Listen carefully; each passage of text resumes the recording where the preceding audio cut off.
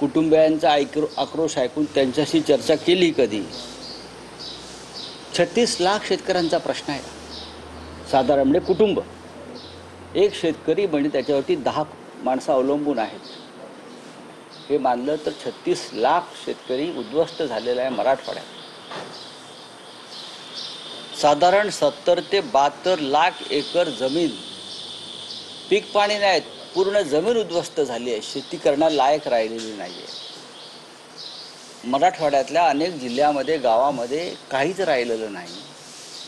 अशा वेळेला मुख्यमंत्री असतील, त्यांचे 2 उपमुख्यमंत्री असतील, त्यांनी पाहिलं काय? त्यांनी काय समजून घेतलं? त्यांनी काय मदत आतापर्यंत पोचवली?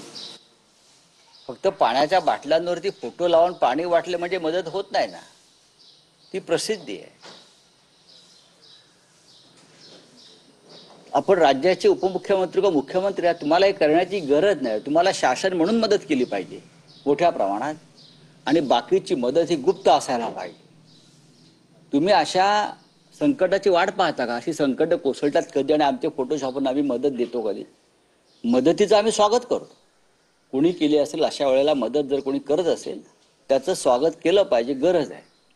मग तो भूकंप असेल, पूर असेल, अपघात असेल, ही आपली परंपरा आहे. पण महाराष्ट्र सरकारनं काय केलं आतापर्यंत? केंद्र सरकारनं काय केलं आतापर्यंत? काय मदत जाहीर केली केंद्रानं? कोणतं पथक पाठवलं पाहणीसाठी? आणि पथक कशा करता पाठवत आहे? आधी तुम्ही सरसगट घराघरामध्ये 36 लाख शेतकऱ्यापर्यंत मदत पोचवा. हे तुम्ही केलंय का? हे शासन अत्यंत मुरदाड आहे, असंवेदनशील आहे, इतकं तुम्ही सांगू शकतो. परंतु अजित पवार आज देखील दुसऱ्या दिवशी दौऱ्यावरती आहे. काल रात्री शेतकऱ्यांशी संवाद साधताना अजित पवार म्हटले की पैशांचं सोंग आणता येत नाही. जवळपास 45,000 कोटी रुपये आम्ही नाही, पैशांचं सोंग आणता येत नाही ना, मग सरकार चालवू नका.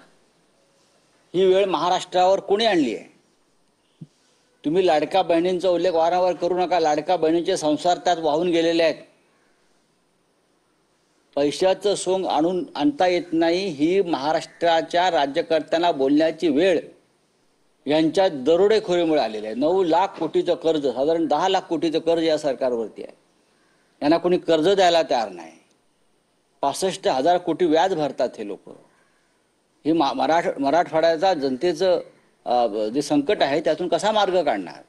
आणि केंद्र सरकार आमच्या तोंडावरती दमडी मारायला तयार नाही. काय करणार तुम्ही? शेतकऱ्यांनी कसं जगायचं मराठवाड्यात? उद्धव ठाकरे माननीय शिवसेना पक्षप्रमुख आज लातूर पासून संभाजीनगर पर्यंत हा दौरा करतायत. समजून घेऊ आम्ही काय करता येईल, कसा आवाज उठवता येईल, सरकारला कसं धारेवर धरता येईल हे पाहू ना. विरोधी पक्षनेता ह्या लोकांनी ठेवला नाही का? तर तो हे प्रश्न विचारेल, सरकारची पोलखोल करेल, अधिकाऱ्यांना जाब विचारेल या पुराच्या संदर्भात, शेतकऱ्यांचा आक्रोश विधानसभेत मांडेल. म्हणून मंडळाच्या दोन्ही सभागृहामध्ये जे सरकार विरोधी पक्षनेता नेमू देत नाही त्या सरकारकडनं शेतकऱ्यांनी काय अपेक्षा करायची मला सांगा.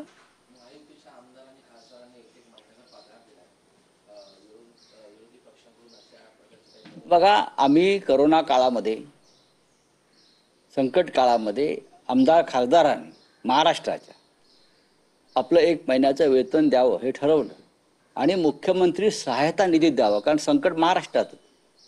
तेव्हा भारतीय जनता पक्षाचे सगळे उपटसुंब आम्ही मुख्यमंत्र्यांच्या निधीमध्ये महाराष्ट्राला पैसे देणार नाही आणि त्यांनी PM केअर फंडात पैसे पाठवले. मग आता तुम्ही कोणत्या तोंडाने मुख्यमंत्री सहायता निधीला पैसे देता? तुम्ही ढोंगी आहात. तुम्ही ढोंगी आणि बकवास लोक आहात.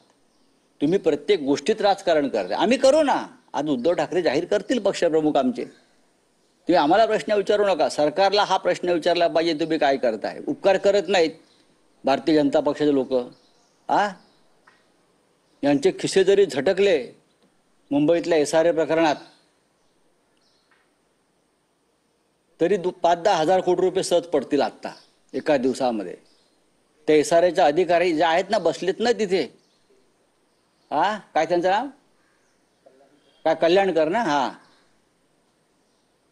या टोळ्या ज्या आहेत नेमलेल्या, हे सगळे लाडके बिल्डर्स, SRA वाले. बघा तुम्ही एक महिन्याचा पगार देताय, 1,00,000 2 लाख द्यावं ना. तुम्ही निवडणुकीवरती 1 लाख कोटी खर्च करताय, ग्रामपंचायतीच्या, क्रिकेट बोर्डाच्या निवडणुकीत, आणि शेतकऱ्यांसाठी मराठवाड्याचा पैसा नाही. काय हा महाराष्ट्र आहे, लक्षात घ्या. ही वेळ कधी या राज्यावरती अशी आली नव्हती. पण वारंवार मराठवाड्याच्या नशिबी हे दुःख आणि यातना आणि वेदना येतात. थँक्यू, धन्यवाद.